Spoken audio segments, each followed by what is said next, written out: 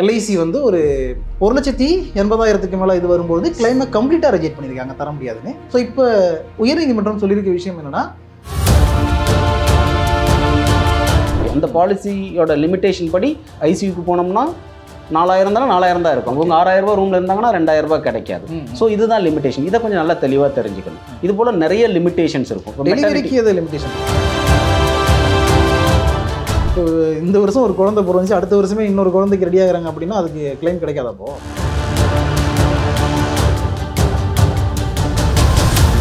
Okay, அதாவது ஒரு ஹெல்த்தியாக இருக்கிற கஸ்டமர் வந்து பாலிசி எடுக்கிறாரு, ஒரு 4 வருஷம் 5 வருஷம் பாலிசியை கண்டினியூ பண்ணுறாரு, திடீர்னு கம்பெனி வந்து அவருடைய பாலிசி ரிஜெக்ட் பண்ணுவான்.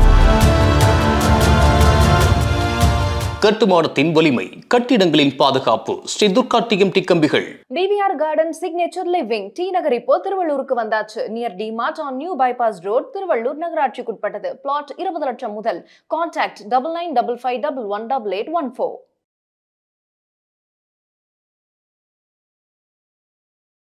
நியூஸ் கவே பார்த்துக்கிட்டு இருக்க அனைவருக்கும் வணக்கம்.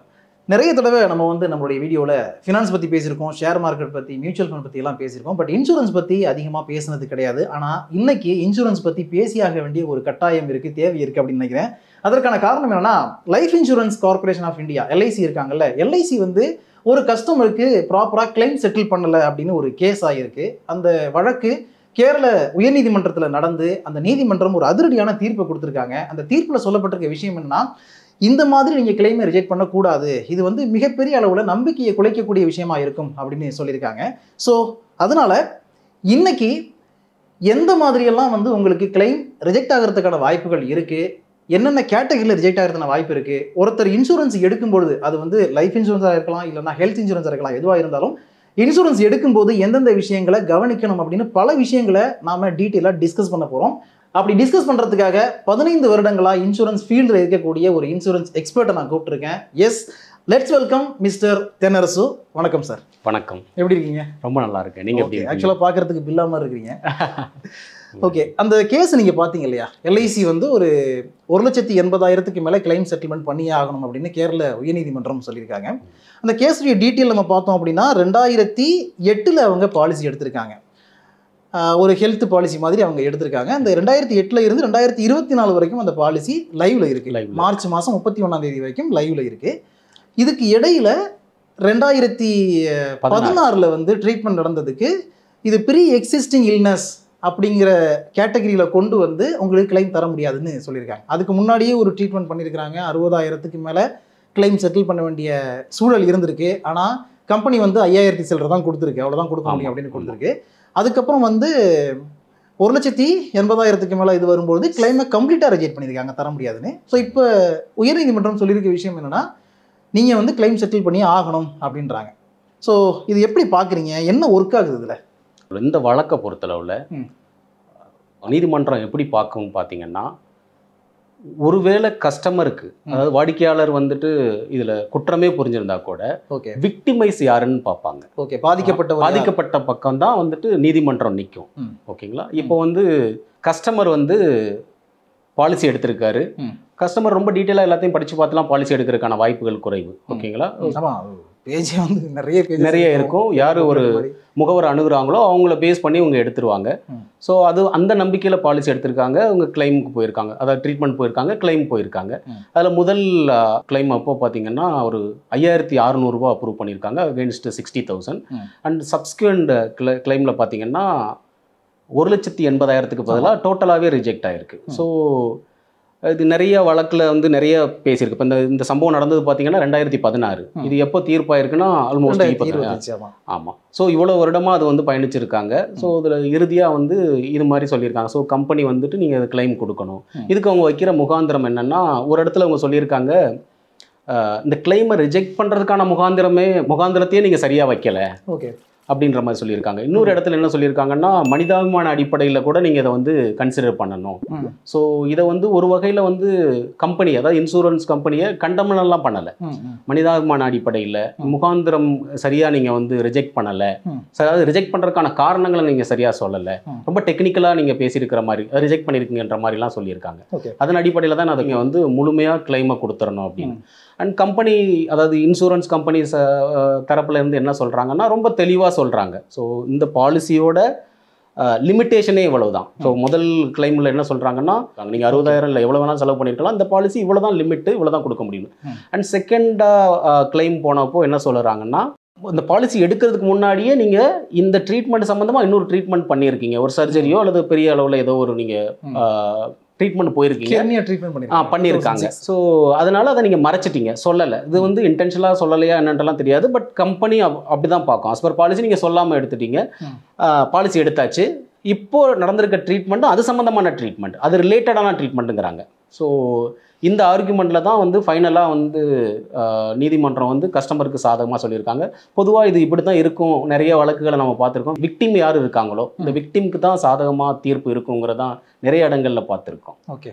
ஸோ இந்த கேஸ் படி பார்த்தோம் அப்படின்னா 2006 அந்த லேடி வந்து ஹெர்னியா ஆப்ரேஷன் பண்ணியிருக்கிறாங்க. அதுக்கப்புறம் 2008 பாலிசி எடுக்கிறாங்க.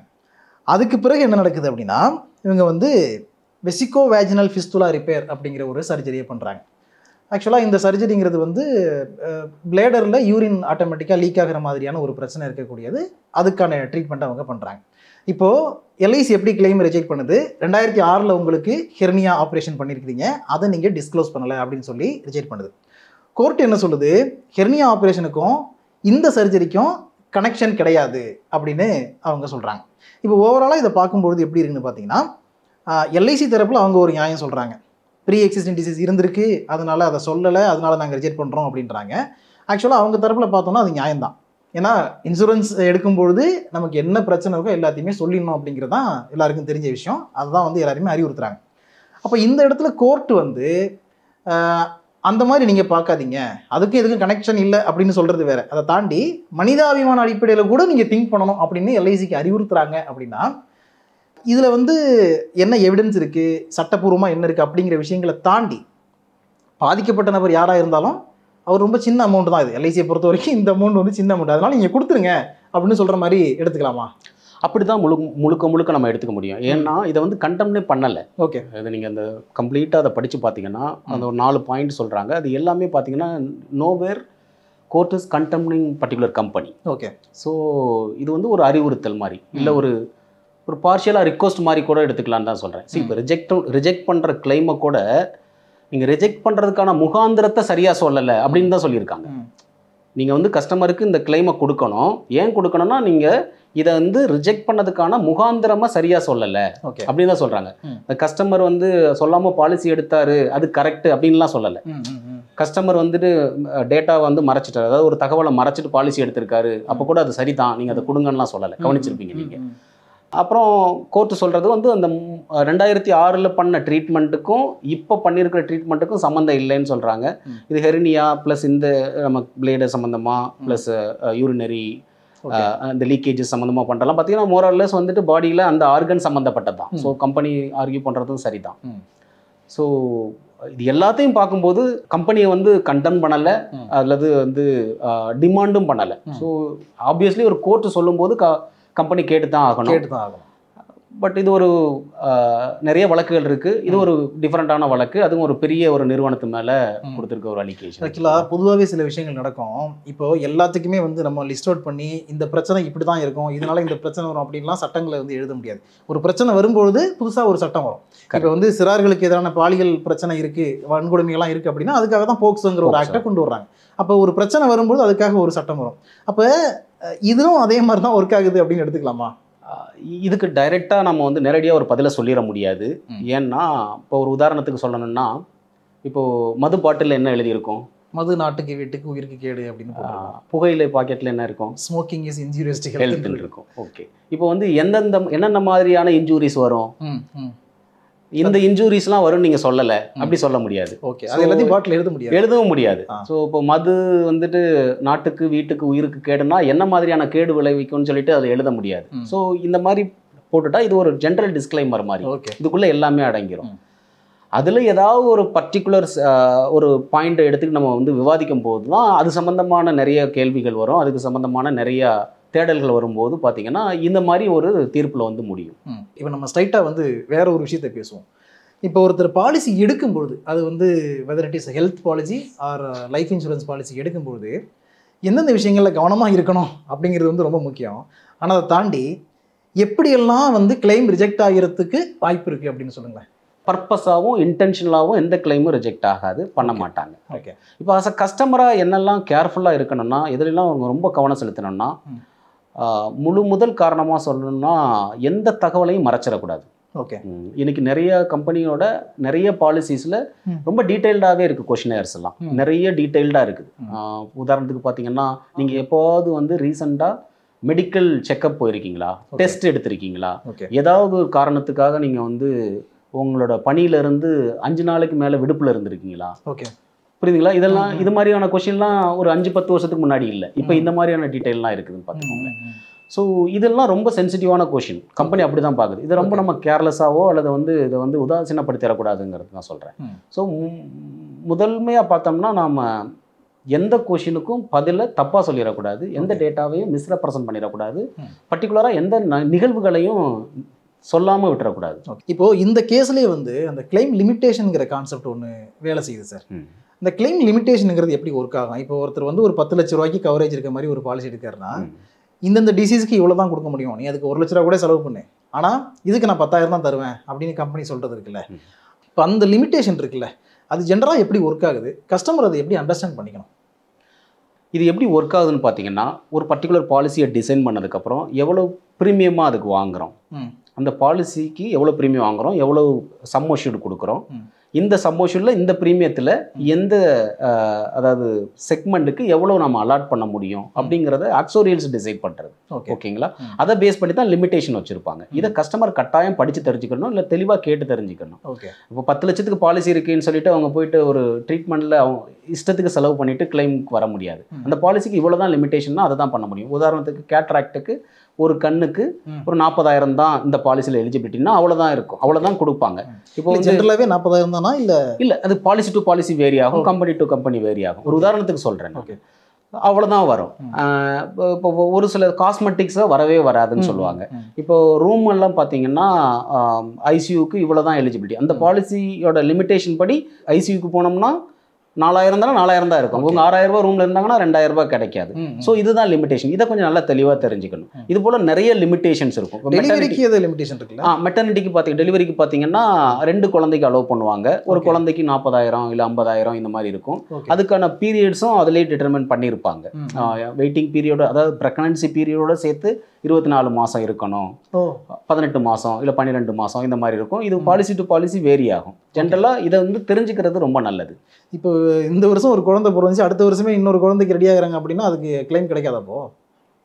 பாலிசி எடுத்து 24 மாதம் இருக்கணும்னு வச்சுக்கோங்களேன். ஓகே. இப்போ பாலிசி இன்செப்ஷன்லேருந்து 24 மாதம் இருக்கு. ஃபஸ்ட்டு குழந்தைக்கு கிடச்சிருந்ததுன்னா செகண்ட் குழந்தைக்கு கிடைச்சிருக்கும்ல, கண்டிப்பாக கிடைக்கும். ஓகே. அண்ட் பாலிசியை பொறுத்தவரை இந்த பர்டிகுலராக அந்த ஹெல்த் பாலிசி, லைஃப் இன்சூரன்ஸ் பாலிசியில் அந்த மாதிரியான ஒரு சிக்கலில் ஹெல்த் இன்சூரன்ஸ் பாலிசியை பொறுத்தளவில், இன்ஃபேக்ட் ஜென்ரல் பாலிசியில் கூட பாலிசியை ரெனியூ பண்ணுறது, ஒவ்வொரு வருஷமும் ரெனியூ பண்ணுறதுங்கிறது லைஃப் இன்சூரன்ஸ் பாலிசி ரெனியூவல் போல் இருக்காது. ஒவ்வொரு வருஷமும் ப்ரீமியம் இன்க்ரீஸ் ஆகும். இன்ஃபேக்ட் அண்டர்ரைட்டிங் நடக்கும். ஓகே. அந்த வருஷம் கஸ்டமரோட நிலவரம் என்ன, இந்த பர்டிகுலர் காரோட நிலவரம் என்ன, அதோட ஆக்சிடென்ட் ஹிஸ்ட்ரி என்ன, கஸ்டமரோட கிளைம் ஹிஸ்ட்ரி என்ன, இதெல்லாம் பேஸ் பண்ணி தான் பாலிசியை அப்ரூவ் பண்ணுவாங்க. அந்த சந்தர்ப்பத்தில் அந்த பர்டிகுலர் தருவாயில் பாலிசி ரிஜெக்ட் பண்ணுறதுக்கு கூட வாய்ப்பு இருக்குது. உங்களுக்கு நாங்கள் பாலிசி தர முடியாது அப்படி சொல்கிறதுக்கு கூட வாய்ப்பு இருக்குது. ஓகே. அதாவது ஒரு ஹெல்த்தியாக இருக்கிற கஸ்டமர் வந்து பாலிசி எடுக்கிறாரு, ஒரு 4 வருஷம் 5 வருஷம் பாலிசியை கண்டினியூ பண்ணுறாரு, திடீர்னு கம்பெனி வந்து அவருடைய பாலிசி ரிஜெக்ட் பண்ணுவான். திடீர்னு அதுதான் முகாந்திரம் இருக்கணும் இல்லையா? இந்த ரீசன்னால ஃபார் எக்ஸாம்பிள் எப்படி சொல்கிறது, இதை ஒரு குடிப்பழக்கத்துக்கு அடிமையாக இருக்கிற ஒருத்தர் வந்துட்டு பாலிசி எடுத்திருக்காரு 5 வருஷம் 10 வருஷத்துக்கு முன்னாடி. இப்போ ரீசெண்ட் ட்ரெண்டில் டியூ டு அந்த ட்ரிங்கிங் ஹேபிட்னால வந்து அது ரிலேட்டடான கிளைம் நிறைய போயிட்டு இருக்குன்னா கம்பெனிக்கு அந்த ரைட்ஸ் இருக்குது, பாலிசி உங்களுக்கு கண்டினியூ பண்ண முடியாது. பட் அவர் குடிப்பழக்கம் இருக்குன்னு தெரிஞ்சுதானே பாலிசி கொடுத்துருக்காங்க. அது குடிப்பழக்கம் இருந்து பாலிசி அண்டர்ரைட் பண்ணுறதுங்கிறது செகண்டரி. நான் சொன்னது 10 வருட பாலிசி. இப்போ 5 வருஷத்துக்கு முன்னாடி தான் அவர் குடியை ஸ்டார்ட் பண்ணியிருக்காரு. இது ஒரு உதாரணத்துக்கு சொல்கிறேன். இப்போ பர்டிகுலராக நிறைய கிளைம் வருது அப்படின்னா அந்த பர்டிகுலர் பாலிசியில் பாலிசி கொடுக்காம இருக்கிறது, ரெனியூ பண்ணாமல் இருக்கிறதுக்கான பாசிபிலிட்டி இருக்குன்னு சொல்கிறேன். ரிஜெக்ட் பண்ணுறதுக்கான பாசிபிலிட்டி. அப்போனா ஹெல்த் பாலிசிக்கான நம்பிக்கை வந்து குறைஞ்சிரும்ல மக்கள்கிட்ட. இந்த மாதிரி வந்து ஏதாவது ஒரு பிரச்சனைனா இவங்க ரிஜெக்ட் பண்ணுவாங்க, அந்த மாதிரி ஒரு தப்பானதில் போகிற மாதிரி இருக்குது ஆக்சுவலாக. சார், பாலிசி எப்படி ஒர்க் ஆகும், இந்த சிஸ்டம் எப்படி ஒர்க் ஆகுது, எனி இவென்ச்சுவாலிட்டி, எனி எமர்ஜென்சி அதுக்கு தானே uncertainty. அன்சர்டனிட்டிக்கு தானே. ஓகே இப்போ நாமளே ஒன்று கிரியேட் பண்ணிக்கிட்டு நாம போய் ஹாஸ்பிட்டல் நிற்கிறதுங்கிறது அன்சர்டனிட்டியில் வராதுல்ல. ஓகே அதுக்கு வந்து சார் நான் ஏற்கனவே சொன்னேன் இல்லையா, ஒரு கம்பெனி எப்படி ஒர்க் ஆகுன்னா இட் இஸ் அ ப்ராஃபிட்டுக்காக ஒர்க் பார்க்குறது. பணம் போட்டிருக்காங்க, வியாபாரம் பண்ணுறாங்க, அவங்களோட ப்ராஃபிட்டும் இதில் ரொம்ப ரொம்ப முக்கியம். இது ஒரு வியாபாரம், கரெக்டுங்களா இல்லை? இது ஒரு வியாபாரம். அதில் ரொம்ப ஜென்ரிக்காக ரொம்ப நேர்மையாக வியாபாரம் பண்ணணும் அதில். ஓகே ஸோ பர்டிகுலராக வந்து இது மாதிரியான ப்ரொஃபைல் எல்லாம் ஐடென்டிஃபை பண்ணி இந்த மாதிரி கிளைம் எல்லாம் நிறைய கொடுத்தாங்கன்னா எப்படி உங்கள் ப்ராஃபிட்டபிலிட்டி இது வந்து புக்ஸ் ஆஃப் அக்கௌண்ட்ஸை பெரிய அளவில் அஃபெக்ட் பண்ணும் இல்லைங்களா? அப்போ நீங்கள் சொல்கிறதுலேருந்து ஒரு விஷயம் புரியுது என்னன்னா, எனக்கு வந்து எந்த ஹேபிட்டும் இப்போ கிடையாது, பட் நான் ஒரு ஹெல்த் இன்சூரன்ஸ் எடுத்துட்டேன். ஸோ என்ன டிசீஸ் வந்தாலும் எனக்கு வந்து இன்சூரன்ஸ் கிளைம் கிடைச்சிரும், என்னால் வந்து ஹாஸ்பிட்டலில் போயிட்டு செலவு பண்ணிக்க முடியும் அப்படிங்கிற நம்பிக்கையில் நான் வந்து என்ன வியாதி வந்தாலும் பிரச்சனை இல்லை, என்ன ஹேபிட் வேணாலும் எனக்கு வர வச்சுப்பேன் அப்படின்னு நினைக்கிறது ரொம்ப ரொம்ப முட்டாள்தனமான ஒரு விஷயம் அப்படி அப்படின்னு பண்ணக்கூடாது. ஓகே. அண்ட் இன்சூரன்ஸை பொறுத்த வரைக்கும் இன்னொரு விஷயம் என்னென்னா, இன்கம் ப்ரூஃப் ப்ராப்பராக இல்லைன்னா அவங்களுக்கு இன்சூரன்ஸ் கிடைக்க மாட்டேங்குது, இன்சூரன்ஸ் பாலிசியே கிடைக்க மாட்டேங்குது அப்படிங்கிற ஒரு கவலை இருக்குது. ஓகேவா? ஸோ இதை எப்படி சரி பண்ணுறது, என்ன ப்ரூஃப்லாம் தேவை? சார் இது வந்து ஒரு 5 வருடங்களுக்கு 10 வருடங்களுக்கு முன்னாடியெல்லாம் பார்த்தீங்கன்னா ரொம்ப முக்கியமாக இன்கம் ப்ரூஃப் வேணும் அப்படிங்கிற மாதிரிலாம் கேட்டுட்டு இருந்தாங்க. வித் இன்கம் ப்ரூஃப் ஐடிஆரோ அல்லது சேலரி கிரெடிட் வரலைன்னாவோ இந்த பாலிசி எடுக்க முடியாது. இப்போ நிறைய ரிலாக்ஸேஷன் வந்துருச்சு. இந்த ரிலாக்ஸேஷனை எப்படி கொடுத்துருக்காங்கன்னா, ஒரு கஸ்டமரோட இன்கம் அவரோட ஃபினான்ஷியல் டிசிப்ளினை வச்சு டிட்டர்மின் பண்ணுறாங்க. ஃபினான்ஷியல் டிசிப்ளின்னா என்ன சொல்லலாம், எப்படி நம்ம இதை பார்க்கலான்னா, அந்த நபரோட சிபில் எப்படி மெயின்டைன் பண்ணுறாரு, அதுதான் ஃபினான்ஷியல் டிசிப்ளினாக பார்க்குறாங்க. ஸோ இப்போ இன்றைக்கி நிறைய பேர் பார்த்திங்கன்னா அவங்களோட குலத்தொழிலெல்லாம் பண்ணுறாங்க. ஃபார் எக்ஸாம்பிள் தறி, அவங்க தாத்தா அப்பா அவங்க பண்ணுற தொழிலெலாம் அவங்க வந்து பண்ணிகிட்டு இருக்காங்க. இப்போ இந்த தறி வியாபாரம்னு பார்த்தீங்கன்னா, உதாரணத்துக்கு நான் தறி எடுத்துக்கிட்டேன், அங்கே வியாபாரம் நடக்கும், பண பரிமாற்றங்கள் இருக்கும், ஒரு ஆர்கனைஸ்டாக இருக்காது. ஆர்கனைஸ்டாக ஒரு பில்லிங்கோ அல்லது பணம் வரவோ அந்த மாதிரி ஒரு புக்ஸ் ஆஃப் அக்கௌண்ட்ஸ் கூட இருக்கிறதுக்கான பாசிபிலிட்டி இல்லை. ஆனால் அவங்களும் வியாபாரம் பண்ணுவாங்க, அவங்களும் பணம் சம்பாதிப்பாங்க. ஆனால் இவங்களுக்கு எந்த ப்ரூஃப் இருக்காது. இவங்களுக்கு எப்படி கொடுக்கலான்னா இந்த 2 ஆப்ஷன் தான் பார்க்குறாங்க. ஒன்று ஃபினான்ஷியல் டிசிப்ளின், இன்னொன்று அவங்களோட பணம், வியாபாரம், இன்கம். இது 2ஐயும் அவங்க ஜென்யூனாக டிக்ளேர் பண்ணாங்கன்னா தாராளமாக இன்றைக்கி நிறைய கம்பெனி தர்றாங்க. ஈவன் 2 கோடி வரலும் கூட கவரேஜ் கொடுத்துக்க முடியும். ஸோ கோயிங் ஃபார்வர்டு வந்துட்டு ஃபினான்ஷியல் டிசிப்ளின் ரொம்ப ரொம்ப முக்கியம். சிபிலை நல்லா பார்த்துக்க வேண்டியது ரொம்ப ரொம்ப முக்கியம். கொஞ்ச நாளைக்கு முன்னாடி வரலும் பார்த்தீங்கன்னா லோனுக்கு வந்து சிபில் பார்த்தாங்க, அப்புறம் எம்ப்ளாய்மெண்ட்டுக்கு பார்த்தாங்க. இப்போ ஆல்மோஸ்ட் எல்லா கம்பெனியுமே டேர்ம் பிளானை பர்டிகுலராக இன்சூரன்ஸ் பாலிசி இஷ்யூ பண்ணுறதுக்கு சிபிலை ஒரு கேராக பார்க்க ஆரம்பிச்சிட்டாங்க. ஸோ இது நான் ரொம்ப கேர்ஃபுல்லாக பார்த்துக்கணும். ஸோ இப்போ இன்கமே இல்லைன்னா கூட சிபிலை நல்லா பார்த்துக்கிட்டா, சிபில் குறைஞ்சபட்சம் ஒரு 750க்கு மேலே இருக்கணும். இது ஒரு நல்ல ஸ்கோர்னு சொல்லிட்டு வரையறை பண்ணியிருக்காங்க. 750க்கு மேலே. அண்ட் அவங்களோட வருமானம் வந்து நல்ல வருமானம், ஒரு 6 லட்ச ரூபா, 10 லட்ச ரூபா, 15 லட்ச ரூபா வருமானமாக அவங்க டிஸ்க்ளோஸ் பண்ணணும். ப்ரூஃப் இருக்காது, பட் வருமானங்கிறது இருக்கும். வேற ஒரு உதாரணம் சொல்லணும்னா, இப்போ ஒரு சின்ன லெவலில் மளிகை கடை வச்சு நடத்துகிறாங்கன்னு வச்சுக்கோங்களேன், அவங்களுக்கு நிறைய புக்ஸ் ஆஃப் அக்கௌண்ட்ஸ் எல்லாம் இருக்காது. மார்க்கெட்டில் போய் காய்கறி வாங்கிட்டு வருவாங்க, இன்னொரு மார்க்கெட்டில் போய் வேறு பலசரக்கு பொருட்கள் வாங்கிட்டு வந்து அவங்க வியாபாரம் பண்ணுவாங்க. டெய்லி வியாபாரம் நடக்கும், புக்ஸ் ஆஃப் அக்கௌண்ட்ஸ் இருக்காது. பட் அவரோட இன்கம்மை கன்சிடர் பண்ணுவாங்க. எனக்கு மாதம் வந்து ஒரு 80,000 ரூபா வருமானம் இருக்குது அப்படின்னா 10 லட்ச ரூபா இன்கம் கன்சிடர் பண்ணிக்கலாம். சைமல்டேனியஸாக அவரோட சிபிலை செக் பண்ணுவாங்க, ஃபினான்ஷியல் டிசிப்ளின் நல்லா இருக்குது, he is eligible to go for a term insurance. Okay, இந்த மாதிரி நிறைய ஆப்ஷன் வந்துருச்சு இப்போ. ஓகே, ஃபைனலாக 2 கேள்வி. ஃபஸ்ட்டு, ஒருத்தர் இன்சூரன்ஸ் எடுக்கிறதுக்கு முன்னாடி என்னென்ன விஷயங்கள் செக் பண்ணணும் ஒரு கம்பெனியை பொறுத்த வரைக்கும்? அது ஹெல்த் பாலிசியாக இருக்கட்டும், இல்லை வந்து லைஃப் இன்சூரன்ஸ் பாலிசியாக இருக்கட்டும், இதெல்லாம் ஓகே க்ரீன் டிக் அப்படின்னா இந்த கம்பெனிக்கிட்ட நம்ம பாலிசி எடுத்துக்கலாம் அப்படிங்கிறது. 2வது கொஸ்டின் என்னென்னா, இப்போ நிறைய சேனல் இருக்குது ஒரு இன்சூரன்ஸ் எடுக்கிறதுக்கு. ஆன்லைன்லேயே அப்ளை பண்ணிக்க முடியும், இன்சூரன்ஸ் ஏஜென்ட் மூலமாக எடுத்துக்க முடியும், இந்த மாதிரி நிறைய விஷயங்கள் இருக்குது. ஆனால் இதில் எது பெஸ்ட்டு, யாருக்கிட்ட எடுக்கிறது நல்லது? முதல் கொஷினுக்கு பார்த்தீங்கன்னா, முதல்ல அந்த என்ன பிளான், அந்த பிளானோட பெனிஃபிட், ஃபீச்சர்ஸ், அதில் என்னெல்லாம் வந்துட்டு எக்ஸ்ட்ராவாக இருக்குது, எதுனா ஹிடன் ஐட்டம்ஸ் நான் என்ன சொல்ல மாட்டேன்னா, நாம் நல்லா தெரிஞ்சுக்கணும். ஒரு சில விஷயங்கள் வந்துட்டு அதில் எழுதியிருக்கோம், ஆனால் நமக்கு அதை படித்து தெரிஞ்சுக்கிறாத அளவுக்கு கொஞ்சம் இம்பார்ட்டன்ஸ் இல்லாத பாயிண்ட்டாக கூட இருக்க சான்சஸ் இருக்குது, அதெல்லாம் தெரிஞ்சுக்கணும். நம்பர் 2 பார்த்தீங்கன்னா, பிளானோட ரேட்டிங் சொல்கிறத விட கம்பெனியோட ரேட்டிங்ஸை பார்க்குறது ரொம்ப நல்லது. கம்பெனியோட ratings on claim settlement ratio இன்றைக்கி ஆல்மோஸ்ட் எல்லா கம்பெனியுமே எபோ 90% இருக்குது. ஆன் டாப் ஆஃப் தட் ஒரு சில கம்பெனி 99% இந்த எபோலாம் வச்சுருக்காங்க, ரொம்ப பீக்காக வச்சுருக்குது. ஸோ இதெல்லாம் எதை காட்டுதுன்னா, கம்பெனியோட கிளைம் செட்டில்மெண்ட், அதாவது கம்பெனி வந்து அட் எனி காஸ்ட் கிளைமை ரிஜெக்ட் பண்ணிடக்கூடாதுன்னு ஒர்க் பார்ப்பாங்க. ஸோ ஒவ்வொரு கம்பெனிலையும் எப்படி சேல்ஸ் டீம் இருக்கோ, எப்படி அட்மின் டீம் இருக்கோ, எப்படி அண்டர்ரைட்டிங் டீம் இருக்கோ, அதுபோல் கிளைமுக்கான ப்ராசஸ் டீமும் இருக்கும். அவங்களோட வேலை வந்து கிளைமை நல்லா ப்ராசஸ் பண்ணி கொடுக்கணும், டிலே இல்லாமல் ரொம்ப ஃபாஸ்ட்டாக, எக்காரணத்தை கொண்டு அது ரிஜெக்ட் ஆகாமல் கிளைமை அப்ரூவ் பண்ணுறதுக்கு என்னெல்லாம் பாசிபிலிட்டிஸ் இருக்குன்னு தேடி தேடி அந்த கிளைமை அவங்க கொடுப்பாங்க. இப்படி தான் ஒர்க் ஆகணும்னு வச்சுக்கோங்களேன். ஸோ இந்த ரேஷியோ எங்கே அதிகமாக இருக்குன்னு பார்க்கணும். அண்ட் ஃபினான்ஷியல் ஸ்டெபிலிட்டி அண்ட் ஹெல்த்துக்கு வந்துட்டு கம்பெனியோட ரிசர்வ் ரேஷியோ பார்க்கணும். இது வந்து லிக்விடிட்டி ரேஷியோன்னு சொல்லுவாங்க. அகைன்ஸ்ட் தி ஐஆர்டிஏ ஆஸ்க்கு சர்டன் பர்சன்டேஜ் இருக்குது, அதுக்கு மேலே எவ்வளவு மெயின்டைன் பண்ணுறாங்கன்னு பார்க்கணும். எவ்வளோ கேட்குறாங்க ஐஆர்டிஏ கேட்குறது பார்த்தீங்கன்னா 150%. 1000 கோடி ரூபாய் வந்து நம்ம வந்து நம்மளோட லைபிலிட்டினா we need to maintain 1500 crores. So இதுதான் அந்த ரேஷியோ. இது சால்வன்சி ரேஷியோ, இதை சால்வன்சி மார்ஜின் சொல்லுவாங்க, சால்வன்சி ரேஷியோன்னு சொல்லுவாங்க.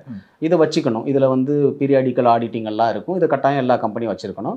ஆனால் இதில் எவ்வளோ பேர் வந்துட்டு பார்டரில் வச்சுருக்காங்க, எவ்வளோ பேர் அதிகமாக மெயின்டைன் பண்ணுறாங்கிறதெல்லாம் நம்ம வந்து தரவுகளை எடுத்துடலாம். அந்த மாதிரி கம்பெனியில் எடுக்கும்போது நம்மளுடைய பணம் சேஃபாக இருக்கும், கிளைம் கரெக்டாக கிடைக்கும். அந்த மாதிரியான தேவைக்கு. அண்ட் இதெல்லாம் எங்கே கிடைக்குன்னா தாராளமாக அன்றைக்கி வந்துட்டு நம்ம சோஷியல் மீடியாலையும் ப்ளஸ் நெட்டில் இருந்து எடுத்துட முடியும். ஓகே. அண்டு ஒரு சில கம்பெனிகள் வந்து பப்ளிக் இஷ்யூன்ஸில் இருக்குது. ஓகேங்களா. ஸோ பப்ளிக் இஷ்யூன்ஸில் இருக்கும்போது அவங்களோட டேட்டா, அவங்களோட பேலன்ஸ் ஷீட்டே வந்துட்டு அவங்களோட க்ரெடென்ஷியலாம் எல்லாமே வந்து தாராளமாக கிடைக்கும். ஓகேங்களா. ஸோ இதை வந்து பார்த்துக்கணும். இது எல்லாத்துக்கும் மேலே வந்து யார் மூலமாக நாம் வந்து ட்ராவல் பண்ணுறோம், யார் மூலமாக இதை வந்து பாலிசி எடுக்கிறோங்கிறது ரொம்ப ரொம்ப முக்கியம்.